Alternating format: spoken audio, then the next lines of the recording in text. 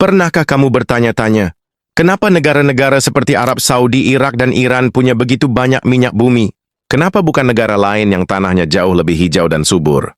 Padahal, minyak berasal dari tumbuhan dan hewan yang membusuk jutaan tahun lalu. Aneh kan? Kok bisa banyak di tempat yang sekarang cuma gurun pasir?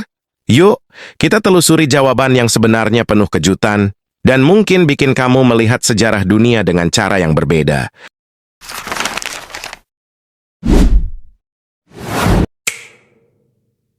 Untuk mengerti kenapa minyak ada di Timur Tengah, kita harus kembali ke masa ketika dunia belum seperti sekarang, saat sebagian besar wilayah Arab justru tertutup laut dangkal, penuh kehidupan laut, bukan gurun.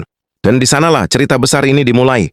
Masa lampau geologis, 200 hingga 50 juta tahun lalu, kawasan Timur Tengah adalah bagian dari laut purba bernama Tethys Ocean.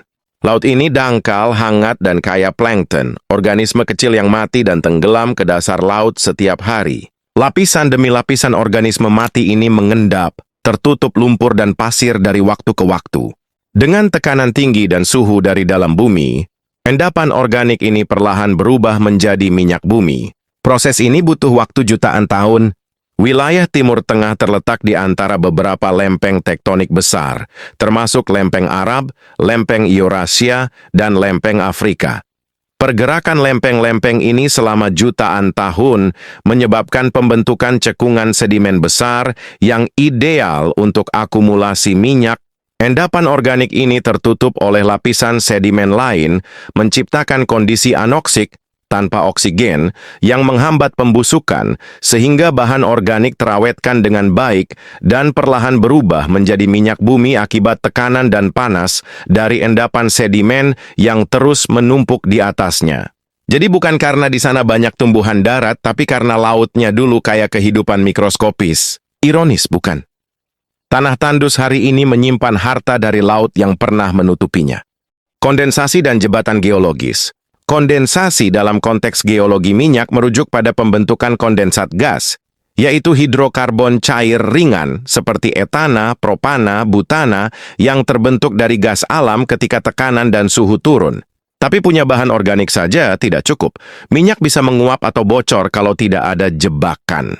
Di beberapa bagian Timur Tengah, seperti Qatar dan Iran, ditemukan cadangan gas alam superkaya yang mengandung kondensat dalam jumlah besar. Ketika gas alam yang berada jauh di bawah tanah, dalam tekanan dan suhu tinggi, naik ke permukaan atau ke reservoir yang lebih dangkal, suhu dan tekanannya turun. Proses ini menyebabkan sebagian gas berubah menjadi cair. Inilah yang disebut kondensasi. Dan Timur Tengah punya semua faktor pendukung.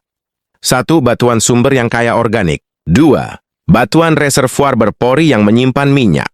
3. Batuan penutup yang kedap dan menjaga minyak tetap di tempatnya. Wilayah ini juga relatif stabil secara tektonik, jadi minyaknya nggak banyak terganggu gempa atau gunung api. Semua kondisi geologisnya ideal.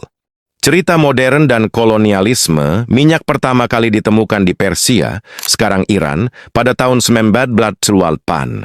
Tepatnya di Masjid Sulaiman, Iran oleh perusahaan Inggris, Anglo-Persian Oil Company, APOC. Cikal bakal BP, British Petroleum. Penemuan ini mengubah persepsi kekuatan kolonial terhadap kawasan, dari sekadar jalur perdagangan menjadi sumber energi utama. Inggris dan Prancis mulai memperluas pengaruh di wilayah ini, terutama menjelang dan setelah Perang Dunia Pri. Karena kontrol atas minyak berarti kekuatan industri dan militer. Setelah itu, perusahaan-perusahaan barat seperti BP dan Standard Oil mulai berebut konsesi.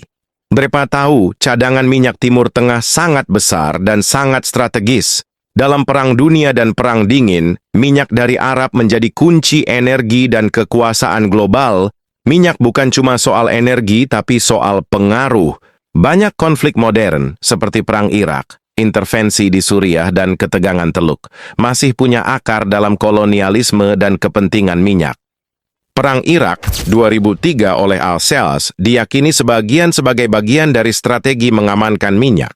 Kontrol atas jalur minyak, pipa, dan rute perdagangan energi tetap menjadi isu geopolitik utama. Perjanjian-perjanjian rahasia, kudeta, hingga perang, banyak yang terjadi karena minyak.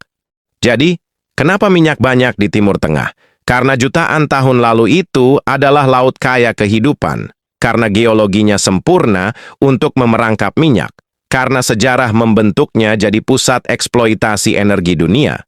Dan hari ini, dunia masih sangat bergantung pada minyak, terutama dari wilayah yang rapuh dan penuh konflik.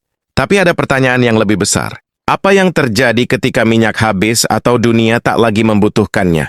Minyak membuat Timur Tengah kaya raya. Tapi kekayaan sejati adalah kemampuan untuk beradaptasi. Dan mungkin, seperti jutaan tahun lalu, perubahan besar sedang terjadi di bawah permukaan. Kalian suka cerita kayak gini? Silahkan klik like, subscribe, dan nyalain lonceng supaya nggak ketinggalan video-video keren berikutnya.